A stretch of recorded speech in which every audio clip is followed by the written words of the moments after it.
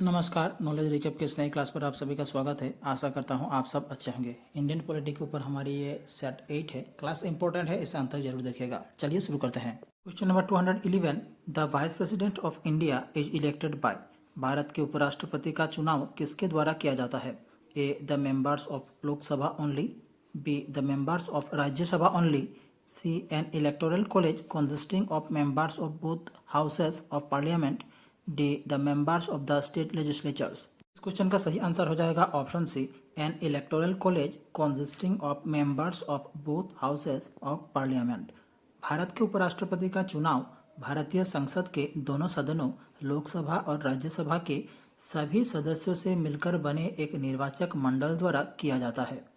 ये चुनाव अनुपातिक प्रतिनिधित्व प्रणाली यानी कि प्रोपोर्शनल रिप्रेजेंटेशन के माध्यम से एकल संक्रमणीय मत यानी कि सिंगल ट्रांसफरेबल वोट द्वारा होता है। Question number 212, in the event of the president's resignation the vice president serves as the acting president for a maximum period of.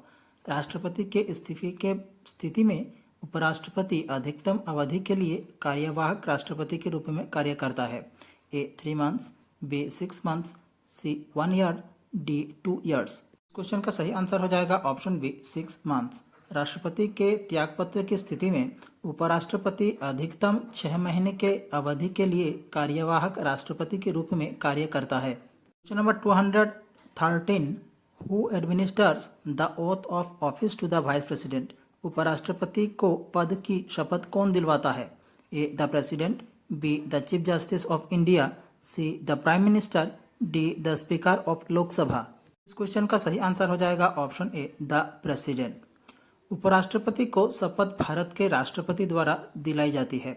उपराष्ट्रपति का पद भारत का दूसरा सर्वोच्च संवैधानिक पद है और अनुच्छेद 63 में भारत के उपराष्ट्रपति के पद का उल्लेख है। Question number 214, the vice president of India can resign by submitting his resignation to. भारत के उपराष्ट्रपति अपना इस्तीफा सौंपकर इस्तीफा दे सकते हैं। A, the president, B, the prime minister, C, the chief justice of India, D, the speaker of Lok Sabha. इस क्वेश्चन का सही आंसर हो जाएगा ऑप्शन ए, द प्रेसिडेंट। भारतीय संविधान के अनुच्छेद 67A के अनुसार भारत के उपराष्ट्रपति भारत के राष्ट्रपति को लिखित रूप में अपना त्यागपत्र सौंपकर इस्तीफा दे सकते हैं। Question number 215, who presides over the joint sitting of both houses of parliament in the absence of the speaker of Lok Sabha. Lok Sabha अध्यक्ष की अनुपस्थिति में संसद के दोनों सदनों की संयुक्त बैठक की अध्यक्षता कौन करता है? A, the president, B, the vice president, C, the deputy speaker of Lok Sabha, D, the deputy chairman of Rajya Sabha. Question का सही आंसर हो जाएगा option C, the deputy speaker of Lok Sabha.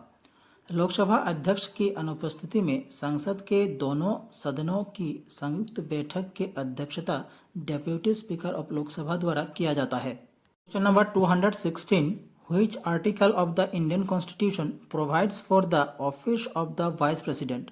भारतीय संविधान का कौन सा अनुच्छेद उपराष्ट्रपति के पद का प्रावधान करता है? A, article 52, B, article 63, C, article 74, D, article 76। Question का सही आंसर हो जाएगा ऑप्शन बी, आर्टिकल 63।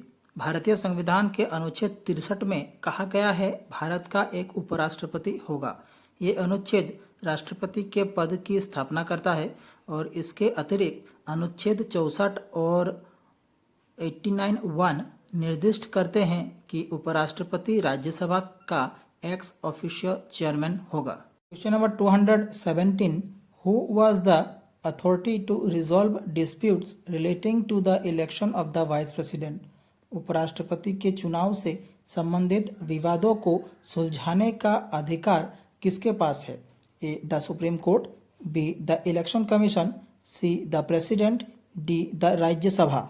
इस क्वेश्चन का सही आंसर हो जाएगा option A, the supreme court. उपराष्ट्रपति के चुनाव से संबंधित विवादों का सुलझाने का अधिकार सुप्रीम कोर्ट के पास होता है। Question number 218, who is considered as the architect of Panchayati Raj in India. Bharat में पंचायती राज के निर्माता के रूप में किसे जाना जाता है? A, Acharya Narendra Dev, B GVK Rao, C BR Mehta, D LM Singhvi. इस क्वेश्चन का सही आंसर हो जाएगा option C BR Mehta. Bharat में पंचायती राज के निर्माता के रूप में BR मेहता यानी कि बलवंत राय मेहता को जाना जाता है। Question number 219, which of the languages is not included in the 8th schedule of the constitution. निम्नलिखित भाषाओं में से कौन सी भाषा संविधान की 8वीं अनुसूची में शामिल नहीं है। ए इंग्लिश, बी हिंदी, सी बंगाली, डी असमीज। इस क्वेश्चन का सही आंसर हो जाएगा ऑप्शन ए इंग्लिश। इंग्लिश भाषा संविधान की 8वीं अनुसूची में शामिल नहीं है। Question number 220, which one of the following is a human right as well as a fundamental right under the constitution of India. Bharat के संविधान के तहत निम्नलिखित में से कौन सा एक मानव अधिकार और मौलिक अधिकार दोनों है। A right to information, B right to education, C right to work, D right to housing. इस क्वेश्चन का सही आंसर हो जाएगा option B right to education. Right to education एक मानव अधिकार और मौलिक अधिकार दोनों है। Question number 221, under which article of the constitution of India are fundamental rights provided to citizens. भारतीय संविधान के किस अनुच्छेद के तहत नागरिकों को मौलिक अधिकार प्रदान किए गए हैं। A articles 12 to 35, B article 112 to 135, C article 2112 to 235, D none of this. Question का सही आंसर हो जाएगा ऑप्शन ए आर्टिकल 12 to 35। भारतीय संविधान में मौलिक अधिकार फंडामेंटल राइट्स भाग 3 में विशेष रूप से अनुच्छेद 12 से 35 तक प्रदान किए गए हैं। Question number 222, which of the following articles of the Indian constitution guarantees freedom of the press. भारतीय संविधान के निम्नलिखित में से कौन सा अनुच्छेद में प्रेस की स्वतंत्रता की गारंटी दी गई है। A article 16, B article 19, C article 22, D article 31। Question number 223, Panchayati Raj system in India is laid down under. Bharat में पंचायती राज व्यवस्था किसके अंतर्गत आता है। A fundamental right, B fundamental duties, C directive principle of state policy, D election commission act. इस question का सही answer हो जाएगा option C directive principles of state policy. Bharat में पंचायती राज व्यवस्था directive principle of state policy यानी कि राज्य के नीति निर्देशक सिद्धांतों के अंतर्गत निर्धारित की गई है, जिनका उल्लेख भारतीय संविधान के भाग 4 और अनुच्छेद 40 में किया गया है। Question number 224, how many fundamental duties are there in the Indian constitution. भारतीय संविधान में कितने मौलिक कर्तव्य हैं। A 9, B 11, C 12, D 20। इस क्वेश्चन का सही आंसर हो जाएगा ऑप्शन बी 11। भारतीय संविधान में भारतीय नागरिकों के 11 मौलिक कर्तव्य निहित है। इन कर्तव्यों का विस्तृत विवरण आर्टिकल 51A के पार्ट 4A में दिया गया है। Question number 225, the fundamental duties are mention in which part of the constitution of India. भारतीय संविधान के किस भाग में मौलिक कर्तव्यों का उल्लेख है।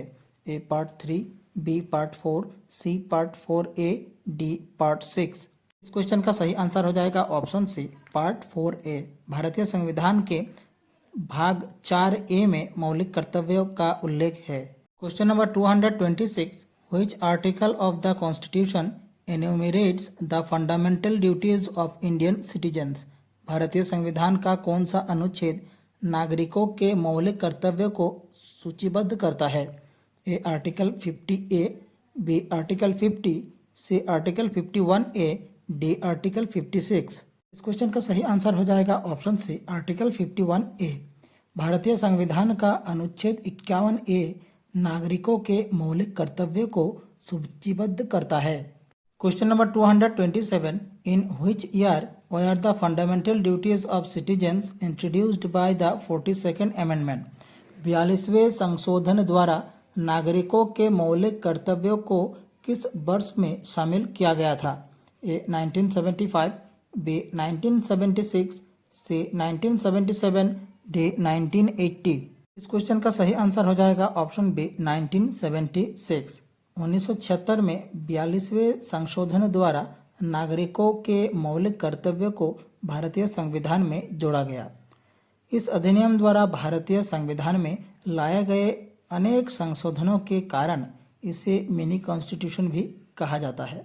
42वें संशोधन अधिनियम को कॉन्स्टिट्यूशन एक्ट 1976 के नाम से भी जाना जाता है। Question number 228, which of the following appointments is not made by the president of India? निम्नलिखित में से कौन सी नियुक्ति भारत के राष्ट्रपति द्वारा नहीं की जाती? A speaker of the Lok Sabha, B chief justice of India, C chief of air staff, D chief of army. इस क्वेश्चन का सही आंसर हो जाएगा option A speaker of the Lok Sabha. Chief justice of India, chief of air staff और chief of army, इन सारे पदों की नियुक्ति भारत के राष्ट्रपति द्वारा की जाती है, लेकिन स्पीकर ऑफ द लोकसभा यानी कि लोकसभा के अध्यक्ष की नियुक्ति राष्ट्रपति द्वारा नहीं की जाती। संविधान के आर्टिकल 93 में स्पीकर और डेप्यूटी स्पीकर दोनों के चुनाव का प्रावधान है।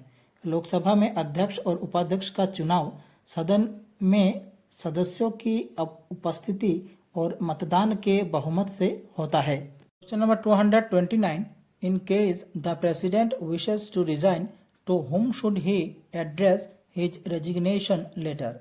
यदि राष्ट्रपति इस्तीफा देना चाहे तो उन्हें अपना इस्तीफा किसे संबोधित करना चाहिए? A chief justice of India, B secretary of Lok Sabha, C vice president, D prime minister. इस क्वेश्चन का सही आंसर हो जाएगा ऑप्शन सी वाइस प्रेसिडेंट। भारतीय संविधान के आर्टिकल 56 के अनुसार यदि भारत के राष्ट्रपति त्यागपत्र देना चाहते हैं तो त्यागपत्र भारत के उपराष्ट्रपति को संबोधित होना चाहिए। Question number 230, Rashtrapati Bhavan was designed bye. Rashtrapati Bhavan का डिजाइन किसने बनाया था? ए एडवर्ड स्टोन, बी ली कॉर्ब्यूशर, सी तरुण दत्त, डी एडविन लुटिन्स। क्वेश्चन का सही आंसर हो जाएगा ऑप्शन डी एडविन लुटिन्स। एडविन लुटिन्स ने राष्ट्रपति भवन का डिजाइन तैयार किया था। उन्होंने इंडिया गेट और भारत के संसद भवन का भी डिजाइन तैयार किया था। Question 231, A presidential ordinance can remain in force for how long? राष्ट्रपति की अध्यादेश अधिकतम कितने समय तक प्रभावी रह सकती है?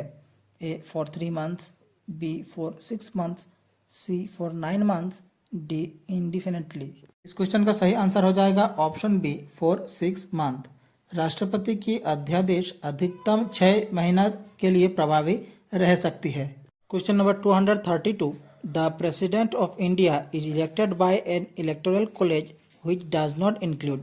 भारत के राष्ट्रपति का निर्वाचन जिस निर्वाचक मंडल द्वारा किया जाता है उसे में निम्नलिखित में से कौन शामिल नहीं होता?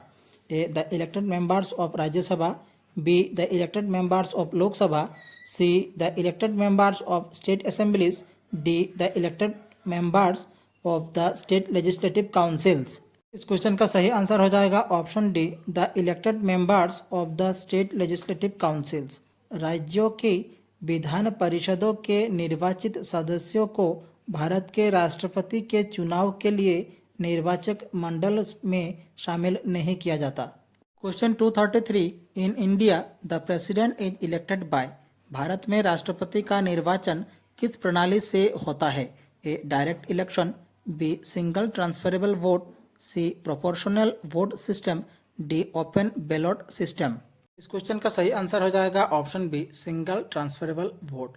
भारत में राष्ट्रपति का निर्वाचन सिंगल ट्रांसफरेबल वोट प्रणाली से होता है। Question number 234, all the executive powers in the Indian constitution are vested in. भारतीय संविधान में सभी कार्यपालिका शक्तियां किसमें निहित है? A prime minister, B president, C parliament, D council of ministers. इस क्वेश्चन का सही आंसर हो जाएगा ऑप्शन बी प्रेसिडेंट।